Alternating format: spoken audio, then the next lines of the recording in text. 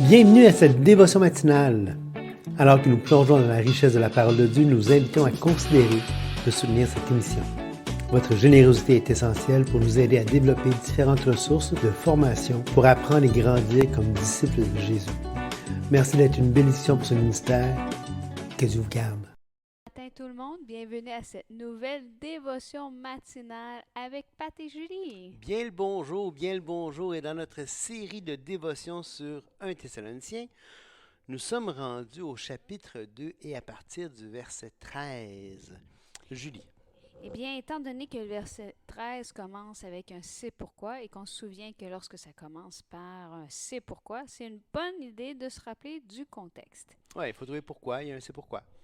Donc, juste avant, on se rappelle que Paul avait parlé de leur arrivée quand ils ont annoncé l'Évangile à Thessalonique et de leur attitude, comment ils ont été envers les Thessaloniciens. Et on pourrait juste retourner au verset 9 pour lire la suite, pour se rappeler. Vous vous rappelez, frères, notre travail et notre peine nuit et jour à l'œuvre pour n'être à la charge d'aucun de vous, mais nous vous avons prêché l'Évangile de Dieu. Vous êtes témoins, et Dieu l'est aussi, que nous avons eu envers vous qui croyez une conduite sainte, juste et irréprochable. Vous savez aussi que nous avons été pour chacun de vous ce qu'un père est pour ses enfants, vous exhortant, vous consolant, vous conjurant de marcher d'une manière digne de Dieu qui vous appelle à son royaume et à sa gloire. Juste avant de continuer en lisant ça, je me suis dit qu'il y avait une belle perle aussi pour les papas dans ça. Hein? Ben oui. Parce que des fois, peut-être, en tant que père, on peut se demander c'est quoi son rôle dans ses enfants. Mais en disant ici, nous avons été pour vous ce qu'un père est pour ses enfants. Et là, il continue en disant, vous exhortant, vous consolant, vous conjurant de marcher d'une manière digne de Dieu. Bon, on voit trois responsabilités qui reviennent à un père envers ses enfants.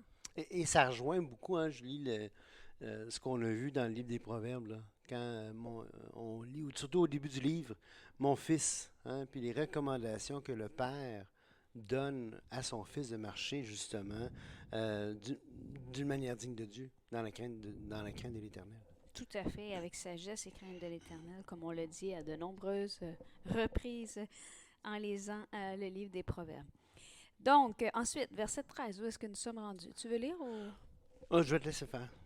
C'est pourquoi nous rendons continuellement grâce à Dieu de ce qu'en recevant la parole de Dieu que nous vous avons fait entendre, vous l'avez reçue non comme la parole des hommes, mais ainsi qu'elle est véritablement, comme la parole de Dieu qui agit en vous qui croyez. Car vous, frères, vous êtes devenus les imitateurs des églises de Dieu qui sont en Jésus-Christ dans la Judée, parce que vous aussi, vous avez souffert de la part de vos propres compatriotes les mêmes maux qu'ils ont souffert de la part des Juifs, qui ont fait mourir le Seigneur Jésus et les prophètes, qui nous ont persécutés, qui ne plaisent point à Dieu et qui sont ennemis de tous les hommes, nous empêchant de parler aux païens pour qu'ils soient sauvés, en sorte qu'ils ne cessent de mettre le comble à leurs péchés. Mais la colère a fini par les atteindre.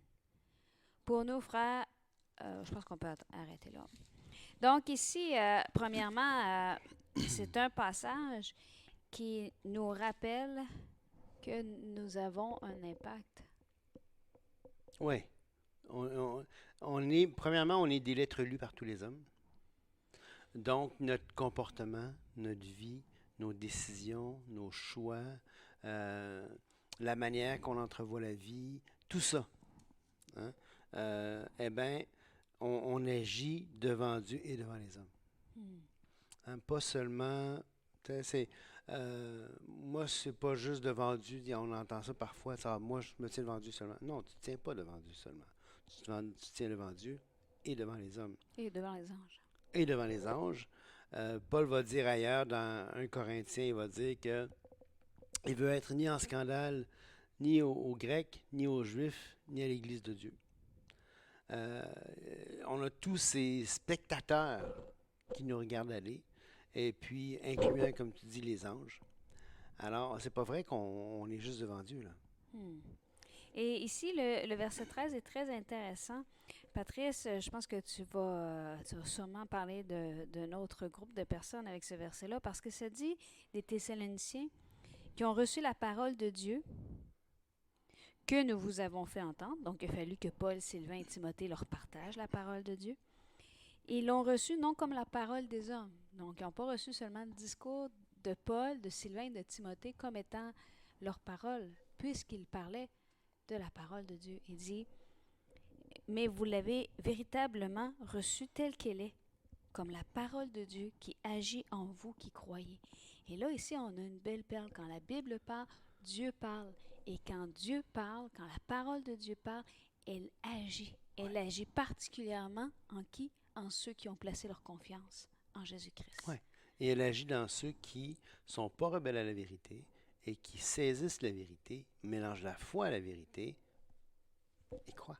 Tout à fait. Et c'est pour ça que de lire la parole de Dieu, de prendre le temps de la méditer, de l'étudier, de faire des dévotions comme ça, a un impact sur notre façon d'être, sur notre pensée, sur nos valeurs, puisque ça reconstruit. La parole de Dieu, elle agit. Oui. Elle n'est pas sans effet. Absolument. Et ce qui est intéressant dans le passage ici, c'est que Paul fait référence à son arrivée à Thessalonique dans Acte 17, versets 1 à 9. Et puis après ça, ce qui est intéressant, c'est qu'évidemment, ça a été difficile. Pendant 3 sabbats, il a discuté avec les Thessaloniques, il a établi par les Écritures que Christ devrait souffrir, qu'il devait ressusciter les morts. Il y a des gens qui ont été persuadés, d'autres non. Ça a été difficile à Thessalonique. Ceux qui ont accepté, ils ont reçu la parole comme étant réellement la parole de Dieu. Mais tout de suite après, Paul doit partir à cause de ce qui se passe à Thessalonique pour Bérée. Et il va dire que les gens de Bérée, Luc va dire que les gens de Bérée étaient d'un esprit plus noble que ceux de Thessalonique parce qu'ils cherchaient tous les jours à voir ce qu'on leur disait était vrai dans les Écritures. Donc, ils ne se fiaient pas sur une opinion personnelle. Ils ne se fiaient pas sur Pierre-Jean-Jacques. Ils se fiaient sur Paul. Non, même pas sur Paul. Sur les Écritures, sur l'Ancien Testament. Ils allaient vérifier. Et ils étaient d'un esprit plus noble que... Pourtant, les Thessaloniques ici ont reçu comme étant la parole de Dieu. Les autres ont fouillé, ils ont cherché, ils ont jugé, ils ont dit, c'est-tu vrai ça, cette histoire-là? Et c'est tout aussi bon, tout aussi fiable, même ça démontre une noblesse de caractère qui est plus grande parce que tu vérifies, tu crois pas n'importe quoi. Oui. Mais tu t'en remets aux Écritures et ça, c'est quelque chose. En plus, c'est écrit, ils examinaient chaque jour les Écritures. Donc, dès qu'on leur disait quelque chose, ils allaient vérifier, est-ce que c'est juste? Ouais. Et pourtant, Paul, dans Thessaloniciens, comme on l'a dit, il dit, nous rendons continuellement grâce à Dieu de ce qu'en recevant la parole de Dieu.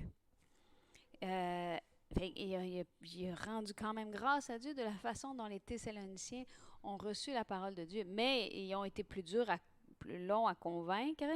Et les Juifs de Bérée, ils ont eu plus d'empressement, mais surtout, ils examinaient chaque jour les Écritures. C'est là qu'on voit que cette histoire-là, supposément entre guillemets, un non-chrétien, un non-croyant peut pas chercher Dieu, peut pas... On le voit ici, on le voit très clairement, les Juifs de Bérée qui recevaient avec empressement la parole, mais qui examinaient. Et après avoir examiné, donc ils ont cherché Dieu dans l'Écriture, plusieurs ont cru. Et c'est exactement ce que le texte dit. Plusieurs d'entre eux crurent. Donc, on voit clairement que l'être humain n'est pas incapable de chercher Dieu. On le voit à tellement de reprises dans les Écritures qu'il faut arrêter de présumer que c'est impossible. En dehors de la portée de l'homme. Hein? Que c'est en dehors de la portée. C'est ça, que c'est hors de la portée de l'homme. C'est intéressant le passage en Actes, ainsi que beaucoup de femmes grecques de distinction et beaucoup d'hommes.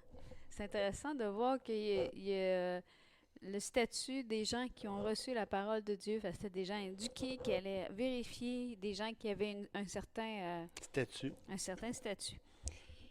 On retourne à notre livre de Thessaloniciens, Patrice. Ouais. Donc, au verset 14, il dit « Car vous, frères, vous êtes devenus les imitateurs des églises de Dieu qui sont en Jésus-Christ, parce que vous aussi, vous avez souffert de la part de vos propres compatriotes et qui ont fait mourir le Seigneur et qui nous ont persécutés, qui ne plaisent point à Dieu et qui sont ennemis de tous, nous empêchant de parler aux païens pour qu'ils soient sauvés, en sorte qu'ils ne cessent de mettre le comble à leurs péchés. Ici, c'est très important, ce verset-là, au verset 16. Outre le fait d'abord, je vais dire ce que je dis du verset 16, on Vas-y. retournera après au verset 14. Nous empêchant de parler aux païens pour qu'ils soient sauvés. Si le fait de les empêcher de parler aux païens a un impact sur le salut des païens, ça veut dire que de leur parler a un impact sur leur salut aussi. Exactement. Et Paul va encore plus loin en disant, en sorte qu'ils ne cessent de mettre le comble à leurs péchés. Donc, non seulement ils ont refusé la parole de Dieu pour eux-mêmes, mais en bâillonnant Paul, Sylvain et Timothée de parler, Mhm. ils rajoutent à leur péché. Absolument. Ouais. Parce que Et là, ça dit, mais la colère a fini par les atteindre. Donc Dieu n'est pas resté insensible à ça, parce que Dieu veut que tout homme soit sauvé, vienne à la repentance. Et pour ça, il faut qu'ils entendent le message de Christ. Et ce qui est intéressant, c'est dans ce que tu dis, puis je trouve ça, le point que tu fais, il est fort parce que justement, on a la capacité, malheureusement, l'être humain a la capacité d'empêcher les autres de croire pour être sauvés. Il faut laisser ça rentrer, là. C'est pas Dieu qui décide, toi tu rentres pas, enimi manimo, ma petite vache a mal aux pattes, tirons-la par la gueule, ça sera bien mieux. C'est pas comme ça que Dieu fonctionne du tout, là. Dieu remet à l'être humain de choisir, d'accepter ou de refuser le don gratuit de la vie éternelle. Offert en Jésus-Christ. Offert en Jésus-Christ, exactement. La condition, c'est placer sa confiance en Jésus-Christ seul pour la vie éternelle. Et donc, l'être humain est mis en demeure de choisir, mais l'action des êtres humains ont un impact sur les autres. C'est quelque chose. Et à tel point que ça s'ajoute au péché quand tu empêches l'autre de croire. Ça s'ajoute. Hein? Alors, moi, je trouve ça impressionnant. Maintenant, ce que je trouve beau aussi dans le verset 14, c'est que Paul qui est juif, Paul qui est pharisien, il va le dire dans plusieurs endroits, il va utiliser le présent pour se décrire comme pharisien. Donc, il s'identifie toujours au pharisaïsme dans un certain sens, même s'il est devenu chrétien, même si maintenant, son emphase, c'est plus la loi comme la loi et la tradition orale comme les pharisiens, mais c'est la foi et la loi de Christ. Alors, même si ce n'est pas le même emphase, il se considère toujours pharisien. Parce que le pharisien, c'était, premièrement et avant tout, non pas ce qui était cru, mais c'était cet acharnement à faire ce qui est juste. Hein? Et Paul se décrit toujours comme ça, et pourtant, il est juif. Il va le dire dans Philippiens, je suis juif de la tribu de Benjamin, circoncis le 8e jour, pharisien de pharisiens. Il se considère, il s'identifie toujours ça. Pourtant, ici, il va comparer les Thessaloniciens favorablement aux Juifs chrétiens qui se font persécuter. Et il va dire, vous êtes les imitateurs de ces églises-là parce qu'eux sont persécutés par les Juifs qui s'opposent. Et en passant, c'était des Juifs, donc c'est pas une question d'antisémitisme quand Paul dit ça. Il était lui-même juif, bien au contraire. Mais il va comparer favorablement des non-juifs et des juifs. Ce qui est étonnant, hein, ce qui détonne avec souvent le genre de je ne sais pas si on peut dire chauvinisme, mais cette fierté nationale que les pharisiens pouvaient avoir envers les non-juifs, envers les gars et les nations. T'sais. Alors, là, on était rendu au verset, tu avais fait le verset 16. On peut aller au... Verset 17, hein? Ouais. Pour nous, frères, après avoir été quelque temps séparés de vous, de corps, mais non de cœur, nous avons eu d'autant plus ardemment le vif désir de vous voir. Aussi, voulions-nous aller vers vous, du moins moi, Paul, une et même 2 fois, mais Satan nous en a empêchés. Quelle est en effet notre espérance ou notre joie, ou notre couronne de gloire, n'est-ce pas vous aussi, devant notre Seigneur Jésus-Christ, lors de son avènement? Oui, vous êtes notre gloire et notre joie. Des belles petites perles dans ça. Premièrement, on voit encore Paul qui a un ardent désir de les voir. On Hmm. l'a dit, Paul, il aime les gens. Il n'est pas détaché, il n'est pas, malgré tout ce qu'il a souffert. Tu sais, on voit des gens souvent qui s'identifient tous tellement à leur souffrance, tellement à ce que les autres ont fait, tellement à l'amertume, qu'ils ne peuvent plus aimer les gens normalement. Tu sais, ils s'identifient plutôt à leurs blessures qu'à Christ, plutôt à ce que les autres ont fait, plutôt qu'à Christ, plutôt à leurs blessures que... Non, aime les gens. Hmm. Aime les gens. Et Et là, je me le dis ici, à moi le premier en passant. oui, tout à fait. Et le... Oui, tout à fait. Dis-toi là, toi. Non, c'est vrai. Mais ici, il dit, là, mais non, quand on est séparé de vous de corps, mais non de cœur, comme si son cœur était resté en partie là-bas, là. Ouais, c'est ça, exactement. Et aussi, voulions-nous aller vers vous, du moins moi, Paul. Alors, Paul voulait. Et là, on voit que la rédaction, pas juste de belles paroles quand il nomme ceux qui écrivent la lettre avec lui. Là, il se distingue de ses co-auteurs pour dire non, mais moi, Paul, je voulais y aller, mais j'en ai été empêché. Et là, cette fois, c'est pas Dieu. Parfois, dans les écrits de Paul, on voit que Paul, des fois, ne dit pas comment il a été empêché, à Rome, par exemple. Euh, je pense qu'il y a une fois où est-ce que c'est Dieu qui l'empêche, et là, ici, c'est Satan qui l'empêche. Et donc, ce qui est intéressant de voir, c'est que on ne peut pas tout le temps dire ah ben c'est la volonté de Dieu ou c'est pas la volonté de Dieu. Il y a des événements, il y a des choses que, puisque Dieu a remis à l'être humain un certain degré d'autonomie, malheureusement. Hein, dans le psaume 90, si je me souviens bien, verset... je vais aller voir. Psaume 90. Il faudrait faire les psaumes d'une bonne fois, Julie. Bientôt, bientôt. Euh, il dit, psaume 90, verset... Attends, c'est ça que je voulais dire. Non, c'est pas ça. Enfin. Je vais voir un autre verset, puis si c'est pas ça, on va. Ben, as-tu quelque chose à dire sur le passage pendant que je cherche? Ben, je ferai le 19. Ah, ben voilà, ok. Vas-y. Psaume 115. Euh, Notre Dieu est au ciel, il fait ce qu'il veut. Puis souvent, les gens vont dire, tu vois, Dieu est au ciel, il fait ce qu'il veut, et puis l'être humain doit juste assumer ce que les décisions de Dieu. Mais pas tout à fait. Regardez au verset 16, qu'est-ce que ça dit? Les cieux sont les cieux de l'Éternel, mais il a donné la terre au Fils de l'homme. Et donc, il a remis à l'être humain un certain degré d'autonomie à cause du libre arbitre, à cause de la liberté. Et parfois, comme ça, il y a des événements. Puis Paul n'a pas peur de dire que c'est Satan qui l'a empêché. Hmm. Hein? C'est pas, il ne remet pas la situation à Dieu. C'est pas la faute de Dieu. C'est Satan cette fois-ci. C'est pas lui. C'est pas Dieu. C'est l'adversaire de nos âmes. C'est Satan. Hmm. Mais de la même manière, excuse-moi, de la même manière que certains peuvent empêcher les gens de croire.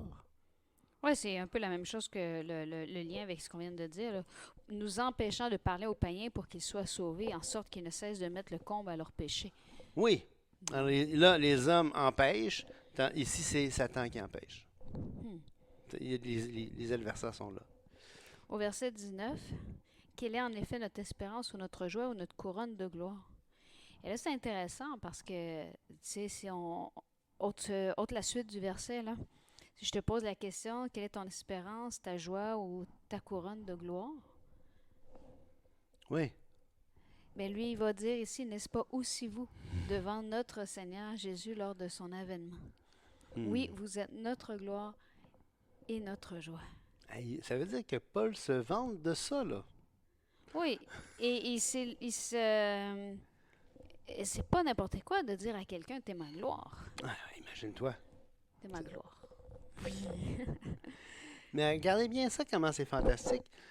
Paul va dire que les Thessaloniciens sont sa gloire et sa joie. Donc, Paul se vante.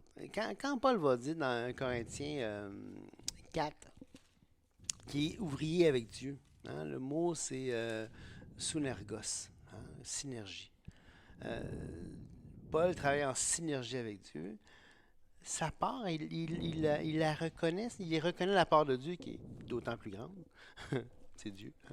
Hein. Mais Ça fait partie de sa gloire devant Dieu au trône. À l'avènement du Seigneur, il va pouvoir dire, ben ça c'est ma gloire. T'sais. Regarde, regarde Seigneur, voici.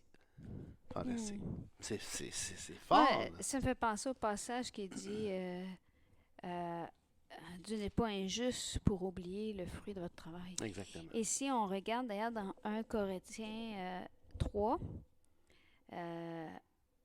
c'est intéressant parce que dans 1 Corinthiens 3, quand justement ça dit car nous sommes ouvriers avec Dieu au verset 9, vous êtes le champ de Dieu, l'édifice de Dieu, selon la grâce de Dieu qui m'a été donnée.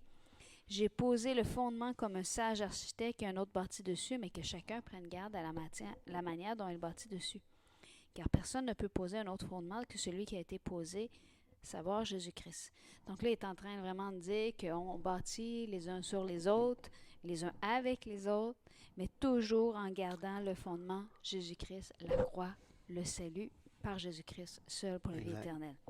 Mais là, attention, il va dire, or si quelqu'un bâtit sur ce fondement avec de l'or, de l'argent, des pierres précieuses, du bois, du foin, du chaume, l'œuvre de chacun sera manifestée. Car le jour la fera connaître parce qu'elle se révélera dans le feu et le feu éprouvera ce qu'est l'œuvre de chacun. Et moi, des fois, quand j'entendais ça, et le feu éprouvera ce qu'est l'œuvre de chacun, je me disais, hey, c'était peurant, tu sais. Mais non, c'est l'œuvre bâtie par quelqu'un sur le fondement subsiste, il recevra une récompense. Ouais. Donc, le feu, c'est pas pour punir.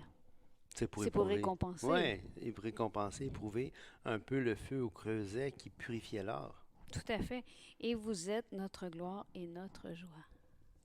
Écoutez, sur ces très belles paroles, on vous laisse ce matin, puis on se voit la prochaine fois. Au revoir. Au revoir.